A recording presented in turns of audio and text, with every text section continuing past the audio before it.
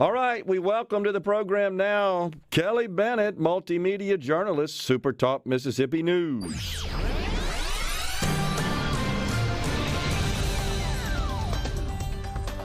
Morning, y'all. I love it when you rant, Gerard.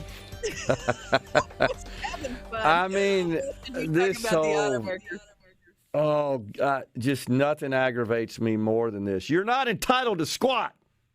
Well, and you didn't get a chance to see the president speak for a total of like 60 seconds or whatever on the whole strike because you were doing the show.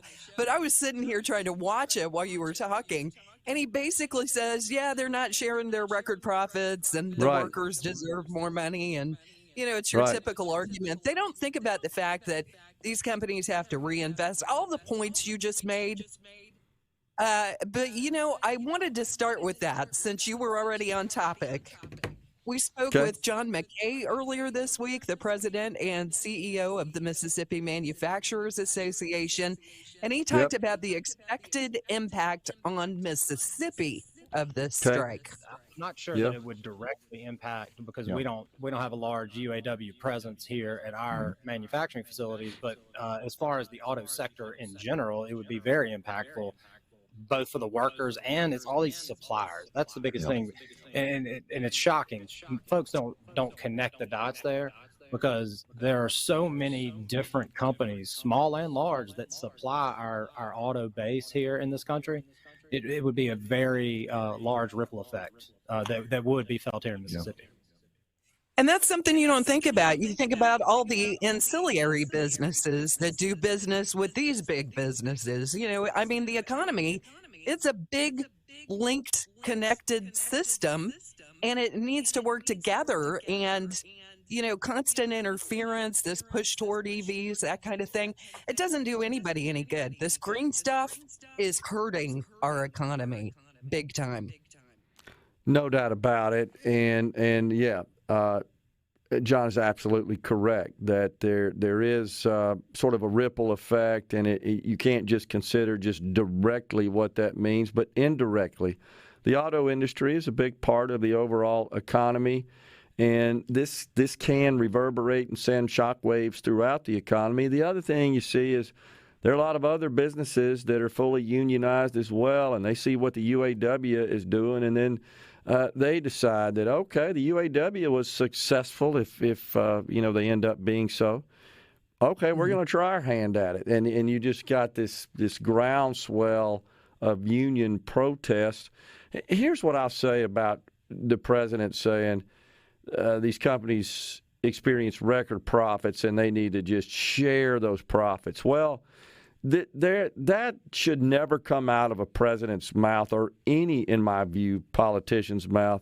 That just absolutely reeks of central planning socialism, where bureaucrats and elected people are dictating to a private company how they should operate. But here's the problem. They don't share any of the risk for those companies' operations. It's one thing to say, okay, you guys are making all this money, you need to share it, but where are you when they're losing money? Nobody goes to their workers and say, hey, look, guys, you won't do it in the union. We got to cut your pay 20% to keep this thing going. No, they expect the company just to absorb that and its stockholders, without which the union and their jobs do not exist. And they tend to forget about that aspect of it. Of course, we have a president who's never signed the front of a check and has no clue what's involved in running a company. Yeah, and it's pretty sad. And if you've ever worked a job like I have in the past where they had to cut your hours or the business wouldn't exist anymore, so you have to make a choice as an employee, it stinks for you because you're not getting the hours you used to get, and you've got to make up for that. But you're thankful to have the job. I mean, it all works hand in hand. And while we're on the topic of the economy, apparently I've done a lot of economic stories this week. So I've heard you talk about the producer price index. It jumped 0.07% in August over July. That's almost double what was expected, the biggest jump in 14 months. And basically, that points to more inflation in the coming months. In the trucking business, we generally see downturns before the rest of the economy. So, put your seatbelt on, because it's not good things ahead. That's Jim Richards. He's the CEO of KLLM Transport Services. He was on the Gallo show this morning, and he said, look, historically, when inflation hits and prices are high, people turn from beef to poultry. Tyson Foods is our second largest customer.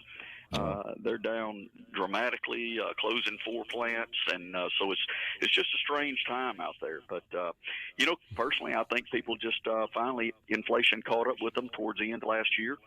They maxed out their credit cards, they depleted their savings accounts, and folks are just they don't have the money to spend. Yeah, One Jim's recent absolutely right. poll clocked 60% disapproval rating of Biden on the economy. That's huge. And they keep trying to tout Bidenomics. It's working. Nobody's buying this. Yeah, the polls indicate that, and that's cross-party. It's not just Republicans that are saying, though there's a higher percentage of Republicans that are making the point that Bidenomics isn't working, certainly more than Democrats, no doubt about that. But that's just because of their party loyalty. But they seem to just be tone deaf. They're not listening to people who are talking about the struggles that they are enduring with this ridiculous, stubborn, sticky inflation. The PPI, as you indicated, is a leading indicator. Essentially, it's the price of inputs in the production process. When it rises higher than expected, that foretells of inflation at the retail level around the corner, because typically producers are going to pass through those costs. And then you got the price of oil going up. Now is over $90 a barrel. That's exactly where I was going next. Patrick Sullivan, the president of the Mississippi Energy Institute, says, look, it's basic economics. Everybody knows this, I think, at this point. For the price of gas to go down, supply needs to go up, and that is not what's happening. Our next visits up are going to be a little more painful than the last. And what happened last week, Saudi Arabia and Russia announced that they were going to continue the sustained production cuts that they started back in the summer, because that's the issue that caused the primary issue that caused the oil market to spike last week. And the frustrating part is the Biden administration claiming we're doing everything we can to bring the prices down, yet. And in the same day, they say we're going to take 13 million acres off of the table in Alaska, and we're going to cancel all the permits that were issued during the Trump administration.